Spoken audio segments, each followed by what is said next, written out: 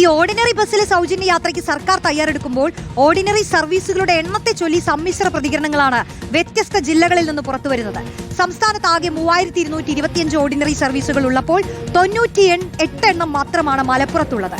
മലപ്പുറം ജില്ലയിലെ പല KSRTC സർവീസുകളും വെട്ടിയൊതുക്കിയെന്ന് KSRTC സംസ്ഥാന വർക്കിംഗ് പ്രസിഡന്റ് ഷിഹാബുദ്ദീൻ പറയുന്നു. പ്രതികരണം കേൾക്കാം. കൂടുതൽ സർവീസുകൾ അനിവാര്യമാണ്.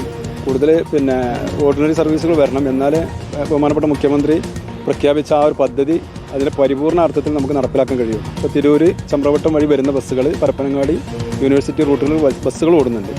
അത് കൂടുതലും സൂപ്പർ ക്ലാസ് ബസ്സുകളാണുള്ളത്.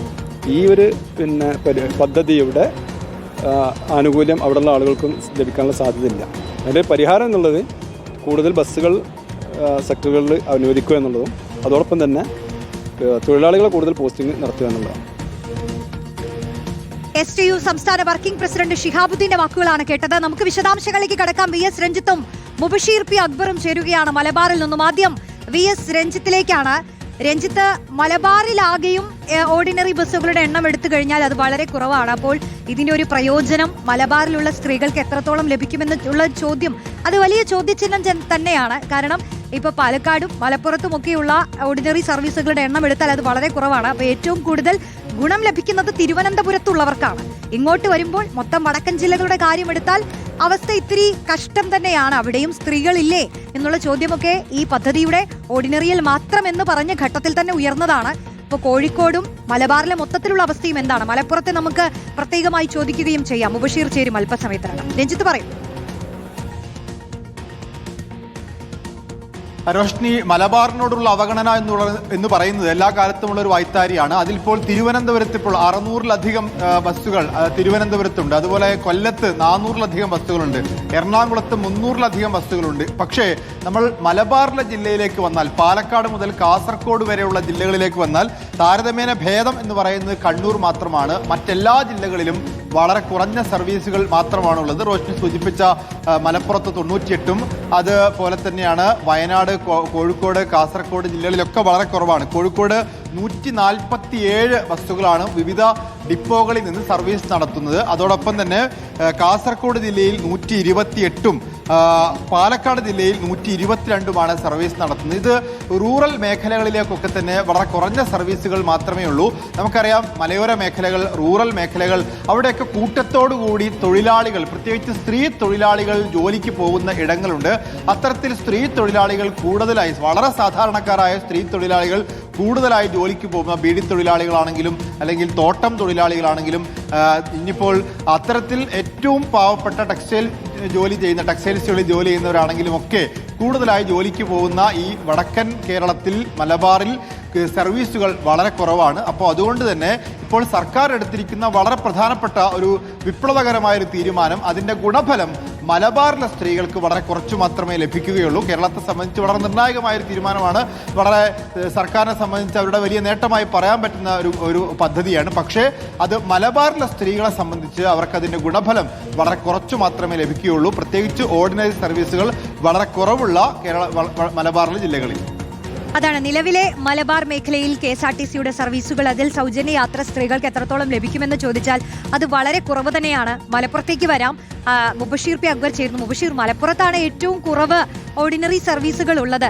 ഇപ്പോൾ ഏറ്റവും കൂടുതൽ MLA-മാരെ സംഭാവന ചെയ്തിട്ടുള്ള ഒരു ജില്ലയിൽ ഈ UDFന്റെ ഒരു അഭിമാന പദ്ധതി, അതിന്റെ നടത്തിപ്പുമായി ബന്ധപ്പെട്ട് വരുമ്പോൾ ഓർഡിനറി സർവീസുകൾ ഏറ്റവും കുറവെന്ന് പറയുന്ന ഒരു ചർച്ച ഒരു വശത്ത് നടക്കുന്നുണ്ട്. മാത്രമല്ല, ഈ അവഗണനയുടെ കാര്യം എടുക്കുമ്പോൾ എപ്പോഴും മലപ്പുറം ഈ കാര്യത്തിൽ എന്ന പോലെ എല്ലാ കാര്യത്തിലും മുൻപന്തിയിലുമാണല്ലോ. അപ്പൊ എന്താണ് അവിടെയുള്ള സ്ത്രീകളൊക്കെ പറയുമ്പോൾ അവർ ഉന്നയിക്കുന്ന കാര്യം എന്താണ്? ജില്ലയിലെ സർവീസുകളെ സംബന്ധിച്ച് കൂടുതൽ വിവരങ്ങൾ എന്താണ് ലഭിക്കുന്നത്? റോഷ്നി, നമുക്കറിയാം, കേരളത്തിൽ തന്നെ ഏറ്റവും അധികം ജനസംഖ്യയുള്ള ജില്ല, ഏറ്റവും അധികം സ്ത്രീകളുടെ ജനസംഖ്യയാണെങ്കിലും മലപ്പുറം ജില്ല തന്നെയാണ്. പക്ഷേ എല്ലാ കാലത്തും റോഷ്നി സൂചിപ്പിച്ചതുപോലെ തന്നെ KSRTC സർവീസുകളുടെ കാര്യത്തിലും വലിയ അവഗണന തന്നെയാണ് മലപ്പുറം ജില്ല നേരിട്ടുകൊണ്ടിരിക്കുന്നത്. ഓർഡിനറി സർവീസുകൾ നിലവിൽ പുറത്തുവിട്ട ഏറ്റവും പുതിയ കണക്കുകൾ പ്രകാരവും ഏറ്റവും കുറവുള്ള ജില്ലയും മലപ്പുറം ജില്ല തന്നെയാണ്. ഇവിടെ TT എന്ന് പറയുന്ന ടൗൺ ടു ടൗൺ സർവീസുകൾ ഈ ഓർഡിനറി സർവീസിൽ ഉൾപ്പെടുത്തുമെന്നുള്ളതാണ് ഏറ്റവും പുതിയ നിർദ്ദേശം ഇതുമായി ബന്ധപ്പെട്ട് KSRTC-കൾക്ക് നൽകിയിരിക്കുന്നത്. അങ്ങനെയാണെങ്കിൽ തന്നെയും കേരളത്തിൽ ഒട്ടാകത്തെ കണക്ക് എടുത്തു നോക്കുമ്പോഴും ജില്ലയെ സംബന്ധിച്ച് വലിയ കുറവാണ് ഓർഡിനറി സർവീസുകൾ ഉണ്ടാകുന്നത് എന്നുള്ളതാണ് ഏറ്റവും പ്രധാനപ്പെട്ട കാര്യം.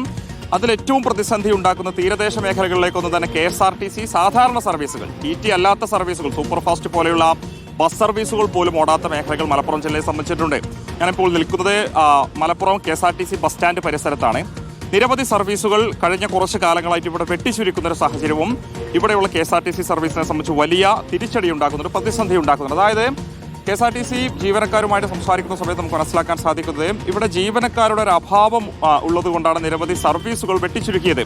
അത് പ്രത്യേകം അതിൽ നഷ്ടമൊന്നും തന്നെ ഉണ്ടായിട്ടല്ല, മറിച്ച് അതുമായി ബന്ധപ്പെട്ട് ഡ്രൈവർമാരെയും കണ്ടക്ടർമാരെയും നിയമിക്കാത്തത് മൂലമുള്ള വലിയ പ്രതിസന്ധി മലപ്പുറം ജില്ലയിൽ നേരിടുന്നുണ്ട്. കേരളത്തിലൊട്ടാകെ ആ പ്രതിസന്ധി ഉണ്ടെങ്കിലും മലപ്പുറത്തെ സംബന്ധിച്ച് വലിയ രീതിയിൽ ബാധിക്കുന്നുണ്ട്. താൽക്കാലിക ജീവനക്കാരെ വെച്ചാണ് മിക്കയിടങ്ങളിലും സർവീസ് നടത്തിയിരുന്നത്. താൽക്കാലിക ജീവനക്കാർ സ്വാഭാവികമായിട്ട് ഡ്രൈവർമാരൊക്കെ തന്നെ സംബന്ധിച്ച് 750 രൂപയാണ്, 800 രൂപയാണ് അവർക്ക് കൂലി ലഭിക്കുക. ഇത്രയധികം നേരം ഓടിയാൽ അവർക്കിത് താരതമ്യേന ചെറിയ കൂലി ആയതുകൊണ്ട് തന്നെ ആളുകൾ ഈ മേഖലയിലേക്ക് താൽക്കാലിക ജോലി എന്ന രീതിയിൽ വരാത്തൊരു പ്രശ്നമുണ്ട്. നേരത്തെ ഒരു യൂണിയൻ പ്രതിനിധി നമ്മളോട് സംസാരിച്ച ഘട്ടത്തിൽ അത് പറയുന്നുണ്ട്. നിയമനം മാത്രമാണ് ഇതിന് പരിഹാരം.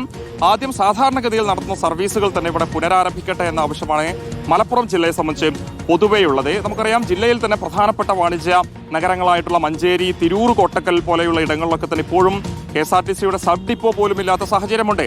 50-ലധികം സർവീസുകൾ നടത്തുന്ന ഡിപ്പോകൾ മലപ്പുറം ജില്ലയെ സംബന്ധിച്ച് ഒരിടത്തുമില്ല. പെരിന്തൽമണ്ണ, അതോടൊപ്പം തന്നെ നിലമ്പൂരുണ്ട്, പൊന്നാനിയുണ്ട്, ബാക്കിയുള്ള ഇടങ്ങളിൽ ഉൾപ്പെടെ അങ്ങനെ ഏകദേശം 5-ൽ താഴെ ഡിപ്പോകൾ മാത്രമാണ് മലപ്പുറം ജില്ലയെ സംബന്ധിച്ച് ഒന്നാകെയുള്ളത്. അവിടെ നിന്നൊക്കെ ഏകദേശം 30-ൽ താഴെ സർവീസുകൾ മാത്രമാണ് നടത്തുന്നത്.